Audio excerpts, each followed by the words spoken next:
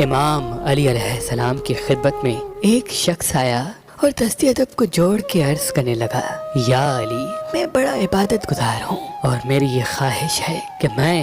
جنت میں جاؤں، تو کیا میں جنت میں جاؤں گا؟ بس یہ کہنا تھا۔ تو امام علی علیہ السلام نے فرمایا، اے شخص، جنت میں جانے کے 3 شرط ہیں۔ پہلا شرط کہ اس انسان کی سیرت نیک ہو، دوسرا شرط اس انسان کی نیت خالص ہو، وہ کسی کے لیے برا نہ سوچے، کسی کی راہ میں رکاوٹ نہ بنے، اور تیسرا شرط اس انسان کا اخلاق اچھا ہو۔ اے شخص، یاد رکھنا، اللہ اس انسان کو پسند کرتا ہے اور اس انسان سے جنت کا وعدہ کر لیتا ہے جو اللہ کی مخلوقات سے پیار کرتے ہیں اور اخلاق کو بہتر رکھتے ہیں،